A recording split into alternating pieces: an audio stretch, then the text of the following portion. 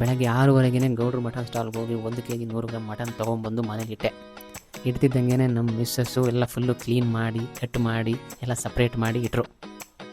ಮಟನೆಲ್ಲ clean ಆದಮೇಲೆ ಮಿಕ್ಸಿಗೆ ಈರುಳ್ಳಿ, ಬೆಳ್ಳುಳ್ಳಿ, ಶುಂಠಿ, ಚಕ್ಕೆ, ಲವಂಗ, ಕೊತ್ತಂಬರಿ ಸೊಪ್ಪು ಎಲ್ಲ ಹಾಕ್ಕೊಂಡು ರುಬ್ಕೊಂಡು ರೆಡಿ ಮಾಡ್ಕೊಂಡು ಇಟ್ಕೊಂಡು ಆಗೋಯ್ತು.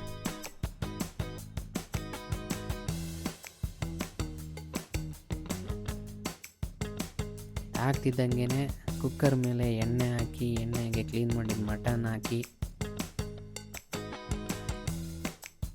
ಸ್ವಲ್ಪ ನೀರು ಬಿಡತ್ತಾಗ ಬಿಟ್ಟು ಉಪ್ಪೆಲ್ಲ ಹಾಕಿದ್ದಾಯಿತು. ರುಬ್ಕೊಂಡಿದ್ದ ಖಾರನೂ ಕೂಡ ಅದ್ರ ಮೇಲೆ ಹಾಕಾಯಿತು. ಜೊತೆಗೆ ನನ್ನ ಮಗ ಅಲ್ಲಿ ಪಕ್ಕದಲ್ಲಿ ಆಟ ಆಡ್ತಾ ಇದ್ದ ಮಟನ್ ನೋಡ್ಕೊಂಡು. ಸರಿ ಅಂತೇಳಿ ಎಲ್ಲ ಮಿಕ್ಸ್ ಮಾಡಿದ್ರು. ಮಟನ್ನು ಎಲ್ಲ ಮಿಕ್ಸ್ ಮಾಡಿ ಕುಕ್ಕರ್ ಮುಚ್ಚಿ 2 ವಿಸಿಲ್ ಕೂಗಿಸಿ ಆಯಿತು.